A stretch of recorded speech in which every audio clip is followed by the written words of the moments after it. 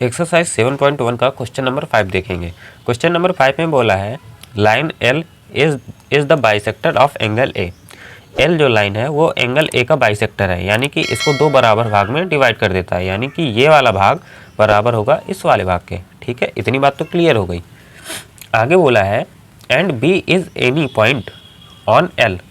L line में B कोई point है। ठीक है, फिर इसके बाद B P and B Q are perpendicular from B to arm angle A. जो एंगल ए है इसके दो आर्म है। इसके आर्म क्या है, ये जो ऊपर गया है ना, ये इसका एक आर्म हो गया, इसका एक आर्म, दूसरा आर्म ये हो गया। ठीक, एंगल ए के दो आर्म है। तो बी से एक परपेंडिकुलर इसमें गिर रहा है, एक इसमें गिर रहा है, जिसको बी पी और बी क्यू बोला है। ठीक है, यहाँ पे सो दैट हमें तीन चीज़ें नहीं, दो चीज़ें हमको शो करनी है। पहला, इन दोनों ट्राइंगल को कॉन्ग्रुएंट करना है। दूसरा, बी पी बराबर है बी क्यू के, ये दिखाना है। और बोलना है कि B is equidistance from the arm angle A. मतलब ये बताना है अगर ये दोनों बराबर हैं तो जो एंगल ए के आर्म है उनसे बी की डिस्टेंस भी बराबर होगी। तो बहरहाल हमको ये दिखाना है कि बी पी बराबर है बी क्यू के। तो जब ये प्रूफ हो जाएगा तो सी पी सी टी से ये भी प्रूफ हो जाएगा। Corresponding part of congruent triangle की मदद से हम इसको प्रूफ कर देंगे। तो आइए इस क्वेश्चन को कॉपी में समझते हैं। जो हमको शो करना है पहले वो लिखेंगे। हमें शो क्या करना है, फर्स्ट चीज़ है कि triangle A P B congruent दिखाना है ट्राइंगल ए क्यू बी के। तो यहाँ पे सॉल्यूशन डाल के इसको सॉल्व करेंगे। ठीक है, सबसे पहले इन दोनों ट्राइंगल को ही ले लेते हैं जिनको हमें कॉन्ग्रुएंट दिखाना है। लिखेंगे in triangle A P B and triangle. Proper तरीका है, आपको एग्जाम में ऐसा ही करना है, किसी भी क्वेश्चन की स्टार्टिंग ऐसे ही करनी है। ठीक है, इन दोनों में अगर ट्राइंगल में एक चीज़ गौर से देखो तो ए बी तो हमारा कॉमन है, ए बी हमारी कॉमन साइड है, और ये वाला एंगल इस वाले एंगल के बराबर होगा क्योंकि ये दोनों 90 डिग्री फॉर्म कर रहे हैं, परपेंडिकुलर हैं। तो दो चीज़ें मिल गई।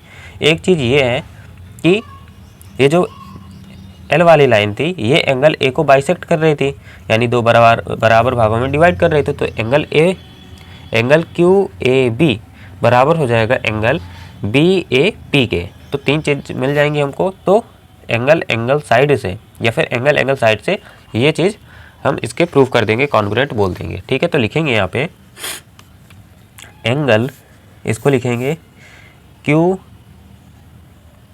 इसको पहले लिखेंगे ए पी बी बराबर होगा एंगल ए क्यू बी के। कैसे, गिवन में लिख सकते हैं, यहाँ पे लिख सकते हैं ईच 90 डिग्री, दोनों क्या है 90 डिग्री के हैं। ठीक है, या फिर हम गिवन में लिख सकते हैं।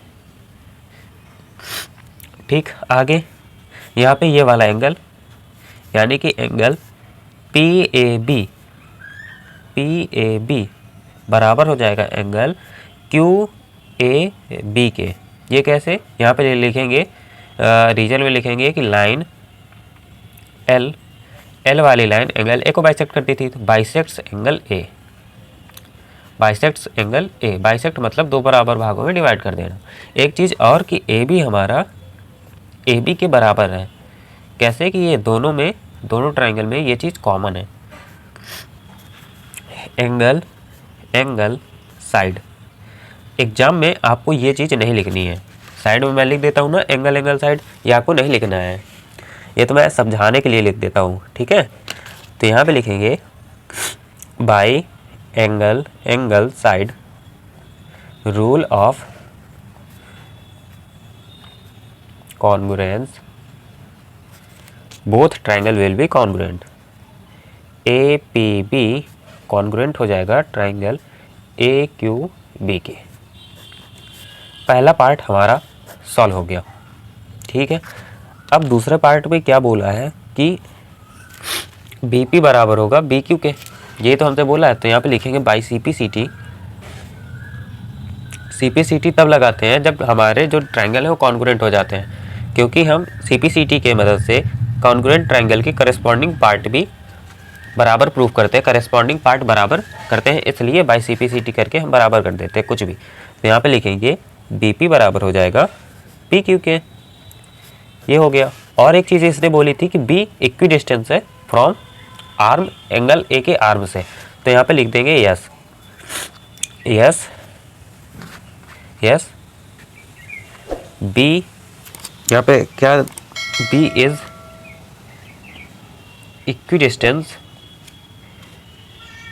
Equidistant from the arms of angle A. ठीक है, ये रहा एंगल ए की आर्म्स। एक बार अगर आपको समझ में नहीं आए तो मैं फिर से बता देता हूँ कि ये हमारा एंगल ए है, इसके दो आर्म है, एक आर्म ये है और दूसरा आर्म ये है। तो जो हमारा बी है वो इससे भी समान दूरी पर होगा और इससे भी समान दूरी पर होगा। क्यों समान दूरी पर होगा? क्योंकि हमने सीपीसीटी की मदद से इनको बराबर तो दिखाई दिया, अगर बराबर है तो समान दूरी पर होंगे। सिंपल सी बात है। ठीक है, इस हिसाब से हमारा क्वेश्चन नंबर 5 कंप्लीट हो गया। अब मिलेंगे नेक्स्ट वीडियो में क्वेश्चन नंबर 6 के साथ। Thanks for watching.